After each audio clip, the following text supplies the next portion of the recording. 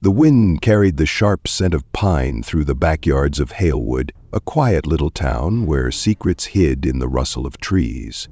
On the edge of the neighborhood, Lily Whitner sat on her front porch in a pink fleece hoodie, swinging her legs and cradling a tiny terrier puppy in her arms.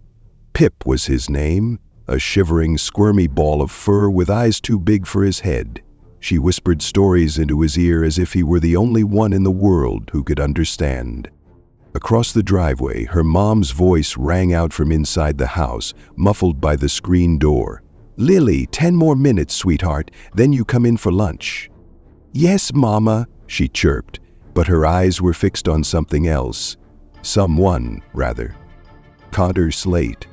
He was leaning against his old gray truck, the same truck that had become a familiar fixture in front of their house for the last 2 months. He wasn't family, not really.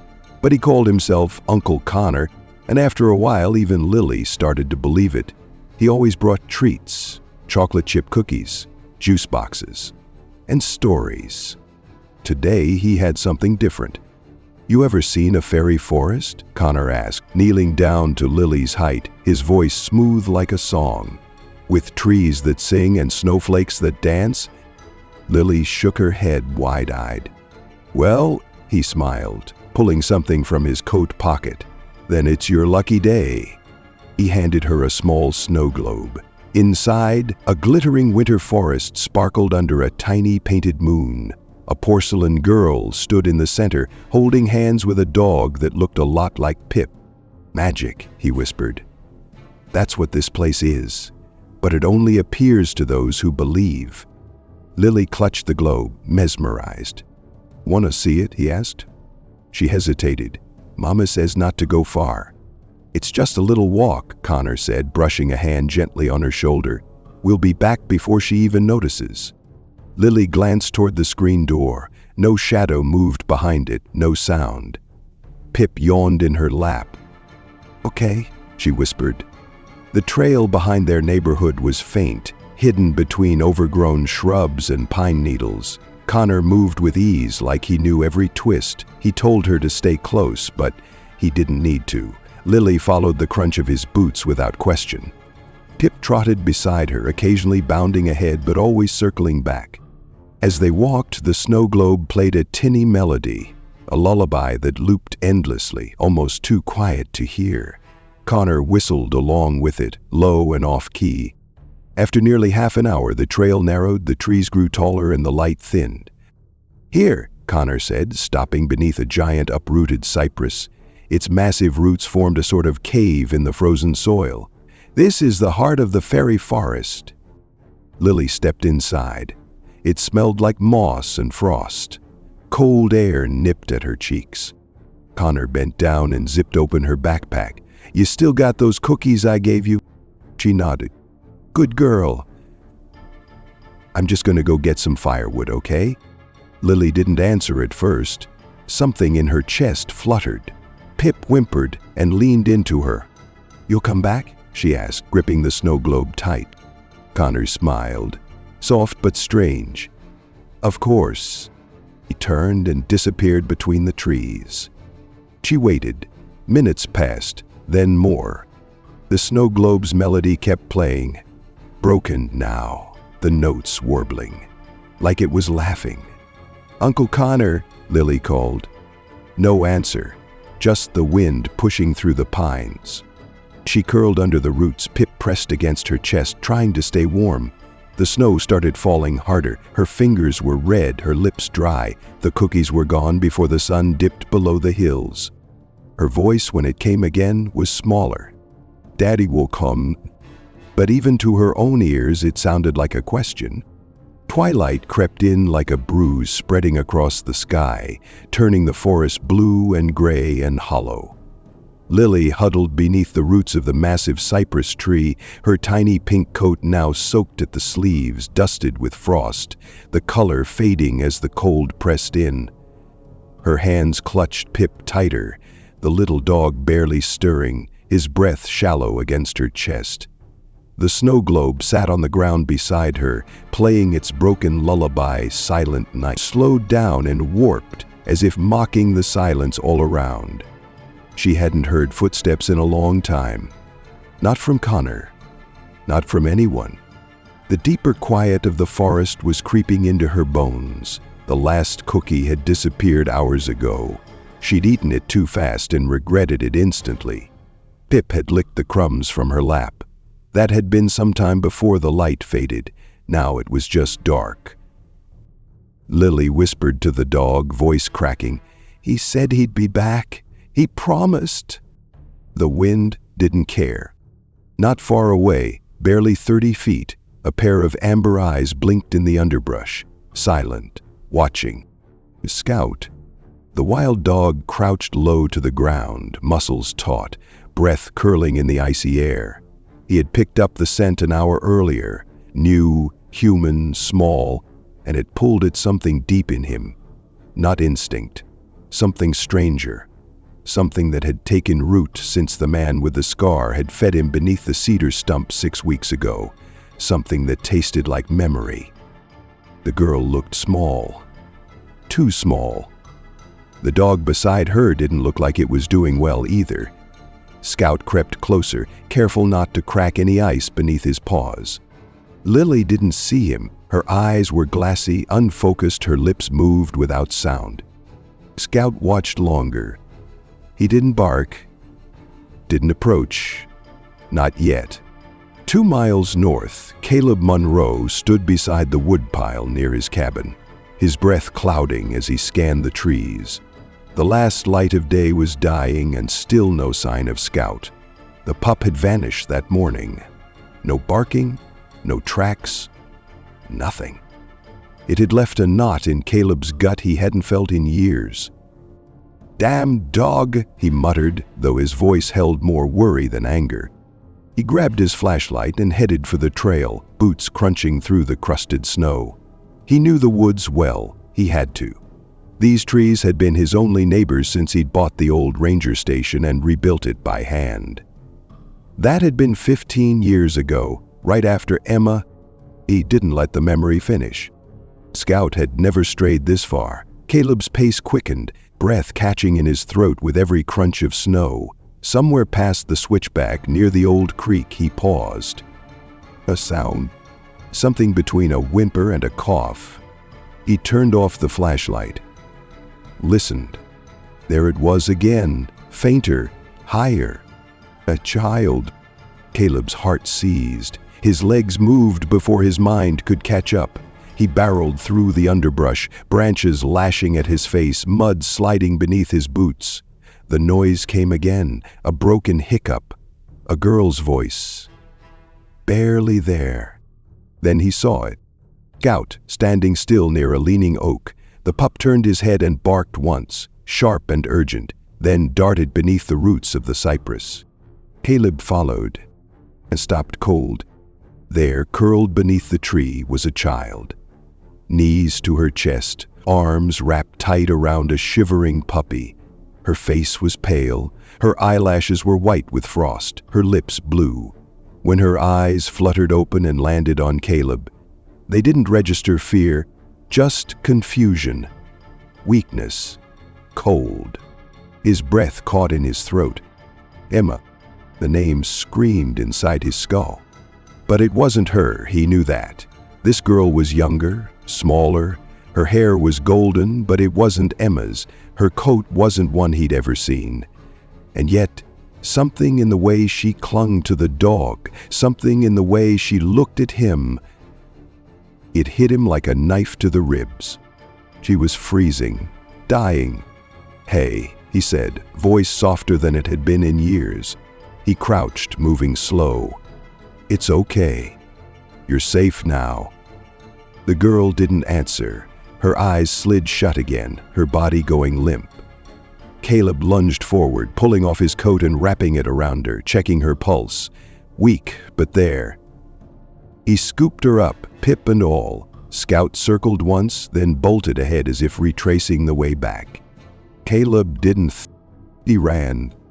Caleb Monroe hadn't cried in over 15 years, but tonight, as he pushed open the cabin door with the weight of a half-frozen child in his arms, something behind his ribs cracked. The air inside hit him like a memory.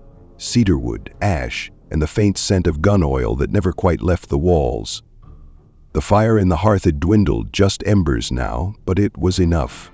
He rushed to the worn-out couch, lowering the girl gently, wrapping her tighter in his coat. Scout bounded in behind him, limping but alive, pacing anxiously. "Blankets," Caleb muttered to himself, grabbing a wool throw from the old military trunk beside the stove. He hesitated before covering the girl, noticing her tiny fingers still clutching the snow globe and the terrier. Pip stirred weakly, tongue darting out to lick her chin. Caleb didn't know much about little dogs, but he knew devotion when he saw it. He knelt beside her, studying her face. She was too pale, her lips a frightening shade of blue. He'd seen hypothermia before, back in the service, too many times, and this was late stage. Her body was shutting down. He needed to warm her, fast. He didn't think. He stripped off his flannel and thermal undershirt, grabbing another blanket. He wrapped her again, this time pulling her gently to his bare chest, letting his body heat bleed into her. Pip was pressed in too, a living hot water bottle. Scout circled once and laid down by the fire, his breath shallow, eyes fixed on the child like a soldier guarding a fallen comrade. "Come on, kid," Caleb whispered. "You're not checking out on me, not tonight." Outside, the wind howled. Snow tapped at the windows like fingers. Caleb ignored it. He focused on the rhythm of her breathing, shallow, irregular. He reached for his radio, but the damn thing was dead. Batteries frozen or corroded, he didn't know which. The phone line had gone out 2 weeks ago in the last storm, and he hadn't bothered to fix it. No one ever called him anyway. So he waited. Minutes passed. Then hours. At some point, he must have dozed off sitting upright, because the next thing he knew, dawn light was leaking in through the slats in the wooden blinds. He blinked, neck stiff, arms numb from holding her. But she was still breathing. Slower now, warmer. Caleb didn't smile, not yet. But the tightness in his chest eased just a bit. He gently peeled back the blanket. Her eyes fluttered open, slow and unsure. She looked around, blinking at the unfamiliar room, then at him. There was no panic, no scream. Just that same dazed confusion. "Hi there," Caleb said softly. "You're okay. You're safe." The girl blinked again, her voice hoarse. "Pip?" He looked down. The dog was curled at her side, tail thumping lazily. "Still here." She swallowed, lips cracked. "Where's the man?" Caleb's jaw tightened.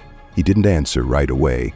She looked up at him. "He said he'd come back." "Won't," Caleb said. "And that's a good thing." For the first time, emotion flickered across her frostbitten face. Not fear, not quite, just something like betrayal, and maybe relief. Scout, still lying near the fire, let out a soft groan and tried to stand, but stumbled. Caleb moved to him quickly, running a hand down his side. The gash on his leg was crusted with blood, but not fatal. Caleb grabbed the old first aid kit from under the sink and set to work, wrapping the wound with gentle, practiced hands. "You dumb mutt," he muttered. "You did it, didn't you? You found her?" The girl watched him. "What's his name?" "Scout." "Skya," she whispered, the word barely more than breath. She reached out a hand, and the dog, despite the pain, dragged himself close enough to nuzzle into her fingers. Caleb saw it happen then, something simple but profound, a connection, the kind he hadn't seen in years, not since. He looked away. "I'm Caleb," he said, standing. "What's your name, kid?" A beat passed. "Lily." Her voice cracked like ice on a winter pond. But it was a start. And for the first time in years, Caleb felt something unfamiliar stirring beneath the numbness. Oh, Caleb hadn't left the forest in over a decade, not really. He'd made trips into town for supplies, nodded to people who recognized his face but didn't remember his name, paid in cash and left before the receipt was printed. He didn't do crowds, he didn't do conversations, and he damn sure didn't do hospitals. But now, standing at the doorway of his cabin with the half-conscious child wrapped in his coat and the dog bleeding at his feet, the cold, hard truth settled in. He had no choice. The girl needed help. Real help, the kind he couldn't offer, not alone. He glanced at Scout, who lay curled near the fire, his breathing shallow, eyelids fluttering. The bandage Caleb had wrapped earlier was already soaked through, the wound worse than it first looked. "Hold on," he muttered, almost to himself, and moved quickly. He filled the old thermos with broth from the stove, stuffed it into a pack along with more blankets, a flare, his emergency sat phone that might still work if he got to higher ground. Then he scooped Lily into his arms again, feeling the familiar weight of urgency settle on his shoulders. The snow outside was still falling, lighter now but relentless. The old trailhead that led back toward the ranger station, a 6-mile stretch of narrow switchbacks and uneven terrain, was their only shot. The truck hadn't moved in weeks, buried under snow and dead battery. No use. Caleb didn't think twice. He pulled on his coat, tightened the scarf around Lily's face, and started walking. Scout limped after him, head low, eyes alert despite the pain. For the first mile, there was only the sound of their breathing and the crunch of boots through snow. Lily's head rested against his chest, her small hands gripping the hem of his flannel shirt. She hadn't spoken since the night before, but Caleb could feel her warmth returning, slowly. That was something. It was the second mile that broke him. The wind shifted, bringing with it the scent of pine smoke and wet cedar, and just like that he was somewhere else. 15 years ago, running through a hospital corridor with blood on his hands and the echo of Emma's scream still ringing in his ears. The doctor had said there was nothing more they could do. Brain trauma. Too long without oxygen, she'd fallen into the lake. No one saw her slip. They pulled her out, but it was too late. Caleb had been deployed halfway across the world. By the time he got home, she was already in a coma. 3 days later, she was gone. Now, carrying Lily through a mirror of that same storm, the memories came flooding back, unstoppable. The weight of her in his arms, the silence, the snow. It was too close. He stumbled once, catching himself against a tree. "Emma?" he whispered, then shook his head violently. "No, not again." Scout growled low behind him, not at Caleb, but toward the woods. The dog's ears flattened. Something was out there. Caleb turned, scanning the trees. Nothing, just snow and shadows. But then he heard it. A branch snapped, too loud, too deliberate. He moved quickly, cutting through the next bend in the trail.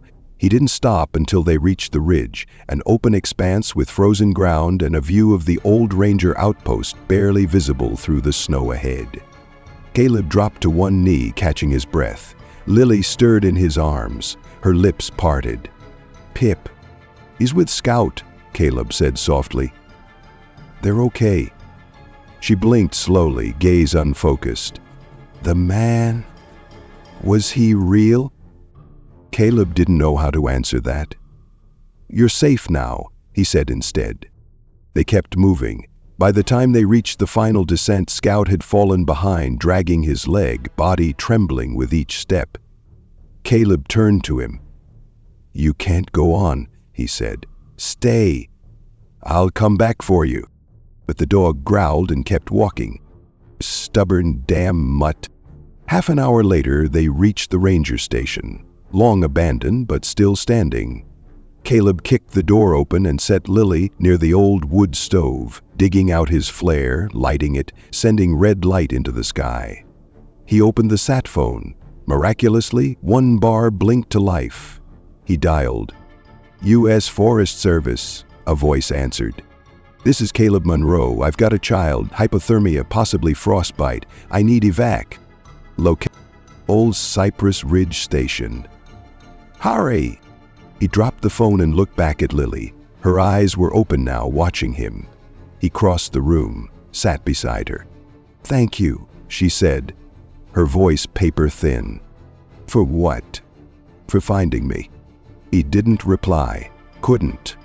Outside, the flare burned. Inside, the past and the present blurred in the eyes of a scarred man, a dying dog, and a little girl who had almost been lost to the snow. The flare's red glow faded slowly into the swirling gray sky, leaving behind a strange quiet that settled over the old ranger station like dust. Inside, the air had warmed just enough to feel human again.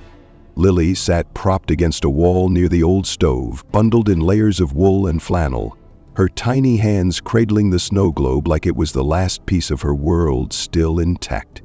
Pip lay curled at her feet, his breathing shallow but steady. Caleb sat across from her on a crate, elbows on knees, staring into the fire like it might offer him answers he wasn't ready to ask for. The silence stretched between them, not awkward, not heavy, just unspoken. Some things didn't need words. Some things were too big for them. He kept watching her, this little girl who had appeared like a ghost from a past he had buried. The resemblance to Emma wasn't just physical. It was in the way she watched him with quiet caution, the way her hands moved over Pip's fur, soft and deliberate, like she understood how fragile life could be. Emma had been like that. Sensitive, deep feeling. Caleb remembered how she used to whisper to the wind when she thought no one was listening. The snow globe in Lily's lap played a soft, broken tune again. Silent Night. Only half the notes came through clearly, the rest warbled like a memory being swallowed by time. "Do you believe in magic?" Lily asked suddenly, her voice barely louder than a whisper. Caleb blinked. "Used to. What changed?" He didn't answer. He couldn't. Lily nodded like she understood anyway. "He said the forest was magic. He said I'd see things no one else could if I was brave." "He lied," Caleb said sharply, then softened. "That man, Connor, he's not someone you should ever believe again." "But I thought he was good," she said, still looking at the globe. "He gave me this." Caleb exhaled through his nose. "Even monsters wear smiles." The door rattled as the wind picked up again, but it wasn't just wind this time. Scout's ears twitched, and Pip's eyes flicked open. A shadow moved past the frost-covered window. Caleb was on his feet in seconds, rifle in hand, an old habit he'd never shaken. He crept toward the door, motioning for Lily to stay put. Scout, though wounded, stood beside him, low growl rumbling deep in his chest. He pulled the door open slowly. Nothing, just white. Then footprints. He turned to Scout, who had already started sniffing the trail, ears pinned back. "Stay here," he told Lily. "No," she said quickly, standing despite her shaky legs. "Don't leave me." "I'll be right outside." She looked like she wanted to believe him, but something in her face told him she wasn't sure of anything anymore. Caleb stepped into the cold, following the trail. It looped around the back of the station toward the tree line. He moved slow, silent. Then he saw him. Connor Slate. The man stood halfway behind a tree, shoulders hunched, watching. Caleb raised the rifle. "Don't," Connor said, hands half raised.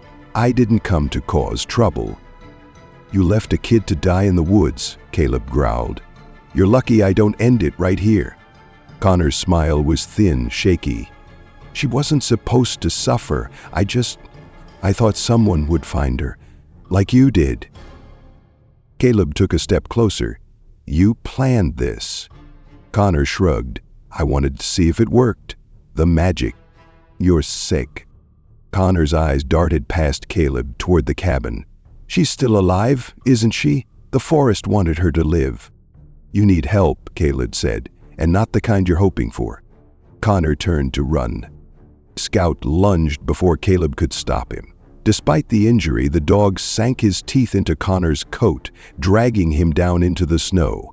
Caleb moved fast, pulling Scout back, pinning Connor to the ground with a knee to the spine.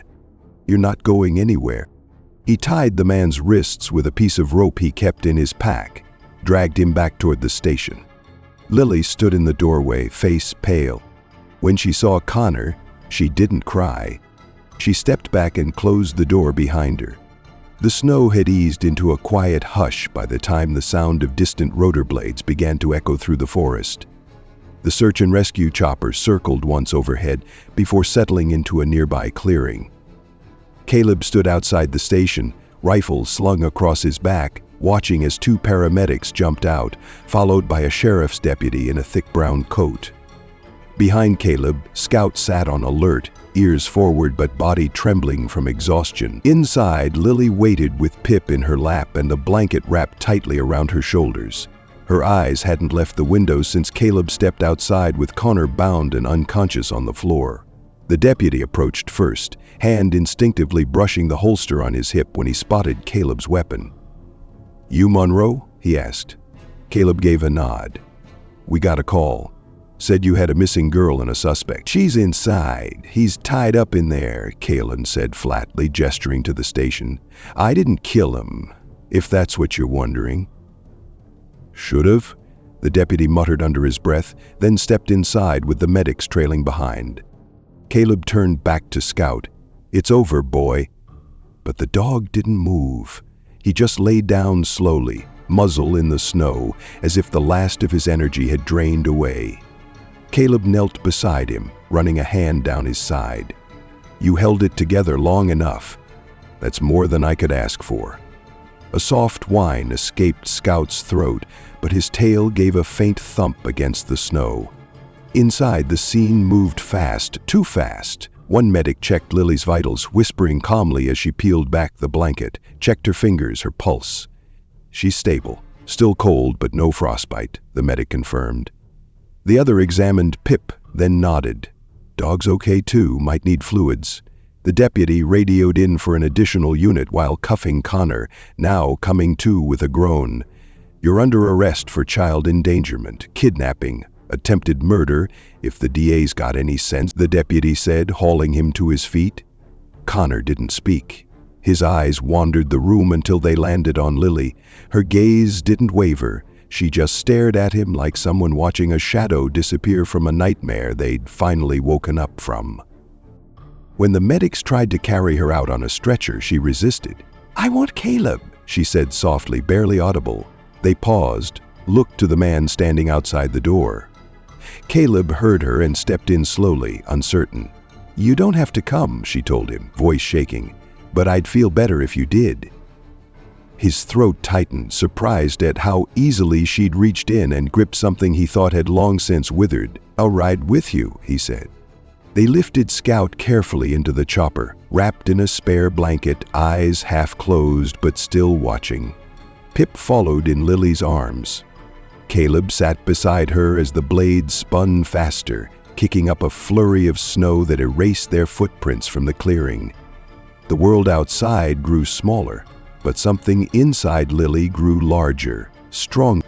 It wasn't until the chopper leveled out above the tree line that Caleb noticed her hand move.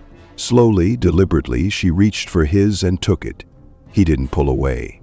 For a long time, they just sat like that, hand in hand, the cabin and the pain and the snow growing distant behind them.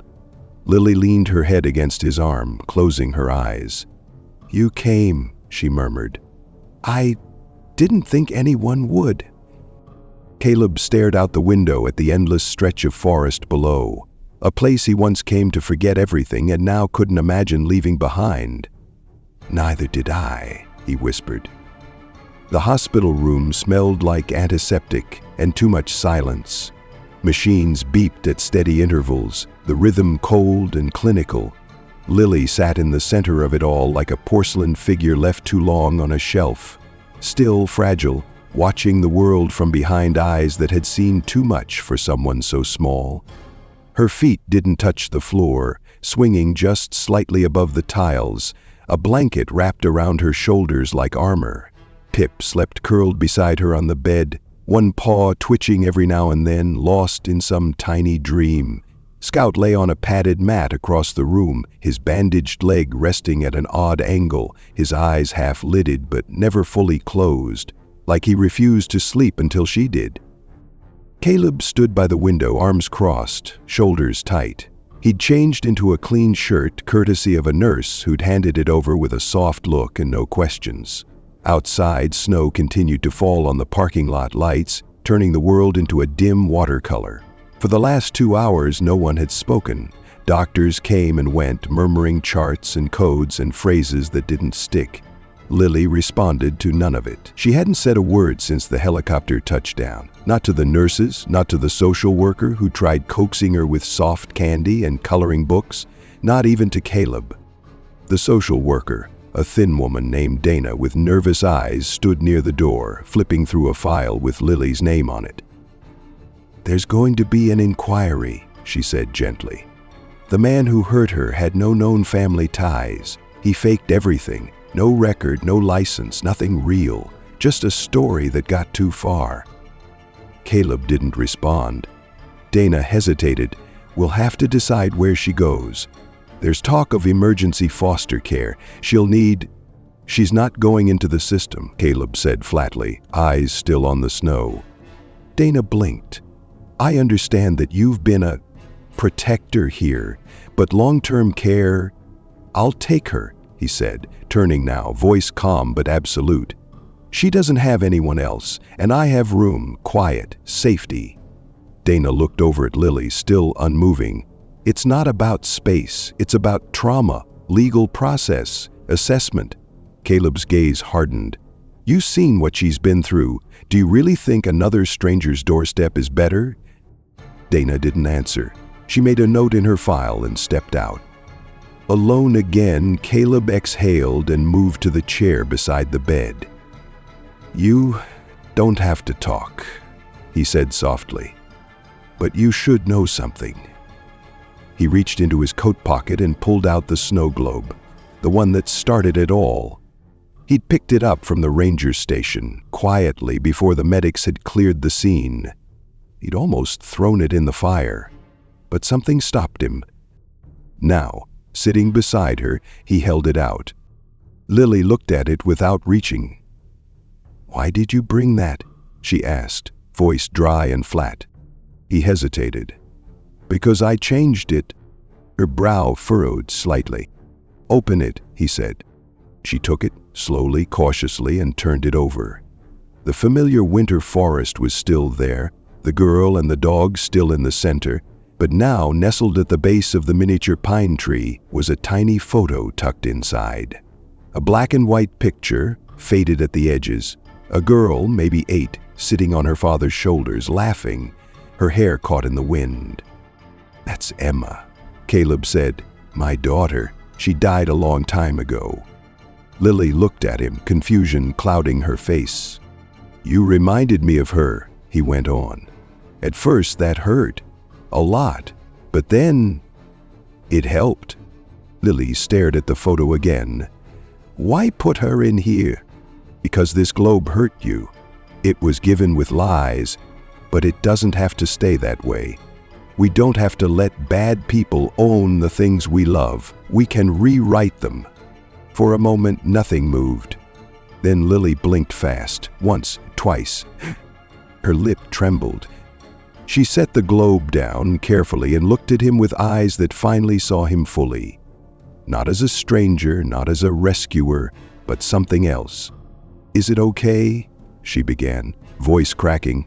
"If I call you Dad?" Caleb's breath caught. His throat tightened until he couldn't speak. He nodded. Lily leaned forward, arms wrapping around his neck with surprising strength. Caleb held her close, one hand on her back, the other resting gently on her head. Scout lifted his head, tail thumping once against the floor. It didn't fix everything. Not yet. But it was the first true beginning either of them had in years. The snow had stopped falling 3 days ago, but it still blanketed the mountain like a secret. Pine branches hung heavy with white, roofs peaked like powdered sugar, and the creek behind the cabin had frozen into a glittering ribbon. Winter in Cypress Ridge had a way of pressing pause on the rest of the world, and that suited Caleb Monroe just fine.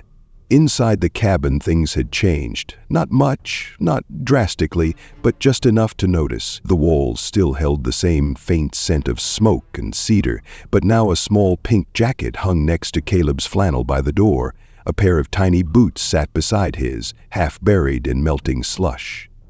A folded blanket rested on the couch, and a dog bed twice the size of any dog actually living in it lay beside the fire, where Scout now snored softly, legs still healing but functional. He'd survive, so had they all. Lily stood near the window, tracing invisible shapes on the frosted glass with one finger. Her breath left tiny clouds as she whispered a tune under her breath, the lullaby from the snow globe, now repaired and resting on the mantel. Caleb had cleaned it, replaced the warped music box inside, and glued the tiny Emma photo to the inside base, just behind the miniature trees. Lily never said much about it, but every night before bed, she looked at it, turned it once, and whispered, "Good night," before the notes played. She'd stopped sleeping with the lights on, stopped asking about Connor. She didn't talk about what happened unless she wanted to, and sometimes she did. In fragments, in questions, never forced, always safe. Caleb poured a cup of cocoa and handed it to her without a word. She took it with both hands, careful not to spill. "Thank you," she said. He just nodded. Pip barked from outside, paws kicking up snow as he chased a snowball Caleb had thrown moments earlier. The little dog had energy to spare now, his trauma faded like breath on glass. Lily smiled at the sound, then opened the door and stepped out into the yard, cocoa still in hand. The light was golden, the kind that only came during the last hour of afternoon. Caleb followed, wrapping a scarf around his neck, eyes on her as she made her way to the big spruce tree in the yard, the one with the swing Emma used to sit on long before it stopped moving. Lily sat beneath it now, legs crossed, Pip curled at her feet. Caleb walked over and joined her, sitting on the snow-packed ground with a quiet grunt. "You cold?" he asked. "A little," she said, but didn't move. "I like it. It feels honest." He looked at her. "Honest? You can't fake winter," she said. "If you're not ready for it, it shows." Caleb smiled at that. It was something Emma might have said, not the words, but the spirit behind them. They sat in silence for a moment, just breathing the cold air. Then Lily turned to him. "Can we stay?" "Here?" he asked. "This cabin? This forest?" She nodded. "For good." "You sure?" "I've never been more sure of anything," she said. "It's not just because of you. It's because this place found me. I want to find it back." Caleb looked out over the trees, their shadows long and stretching toward the horizon. He hadn't thought much about the future in years. But now, with her beside him, it didn't feel like a question anymore. It felt like something he could choose. "I guess we're home then," he said.